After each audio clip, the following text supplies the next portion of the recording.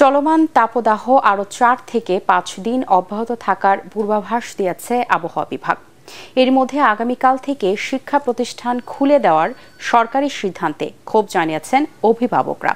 তারা বলছেন, আর ২-৪ দিন অপেক্ষা করলে ঝুঁকিমুক্ত থাকতেন শিক্ষার্থীরা। এদিকে বৃষ্টি কামনায় আজও রাজধানী সহ দেশের বিভিন্ন স্থানে বিশেষ নামাজ অনুষ্ঠিত হয়। মিজান শাহজাহানের রিপোর্ট।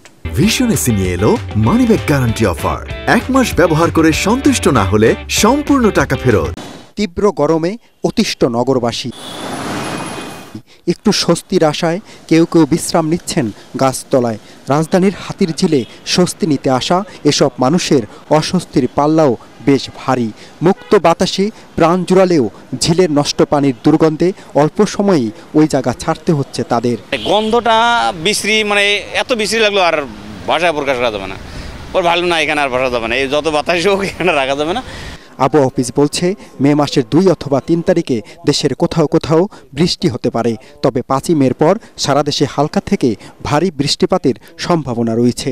যখন বৃষ্টি শুরু হয় এটা বেসিক্যালি ৩-৪ দিন, এমনকি ৫ দিন পর্যন্ত এটা কম বেশি কন্টিনিউ করে। তারপরে এটা ব্রেক হয়ে যায়। যখন ব্রেক হবে তাপমাত্রা সে সময় আবার বেড়ে যাবে। সে সময় হয়তো আবার নতুন করে মৃদু থেকে মাঝারি তাপদাহ আবার চলে আসবে। সিলেট অঞ্চলে প্রায় প্রতিদিনই বৃষ্টি হচ্ছে, কিন্তু এই বৃষ্টিতে দেশের তাপমাত্রার খুব একটা তারতম্য হচ্ছে না। আবহাওয়াবিদরা বলছেন, ঢাকা, ময়মনসিংহ, চট্টগ্রাম, সিলেট অঞ্চলে বৃষ্টিপাত হলেও চলমান তাপমাত্রা খুব একটা কমবে না। তবে যশোর, চুয়াডাঙ্গা, রাজশাহী অঞ্চলে যদি বৃষ্টিপাত হয় তাহলে সারা দেশের তাপমাত্রাই সহনীয় পর্যায়ে আসবে বলে মনে করেন তারা। হিট অ্যালার্ট চলাকালীন শিক্ষা প্রতিষ্ঠান খোলার বিষয়টি পুনর্বিবেচনার দাবি জানিয়েছেন অভিভাবকরা।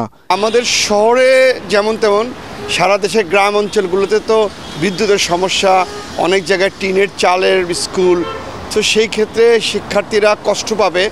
আমার মনে হয় আরও ভেবে চিন্তে এই সিদ্ধান্ত নেওয়া উচিত ছিল।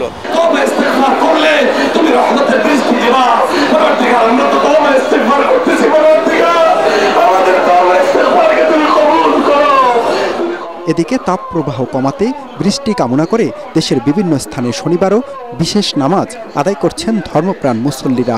রাজধানীর মোহাম্মদপুর ঈদগাহ মাঠে নামাজে অংশ নেন কয়েক হাজার মানুষ।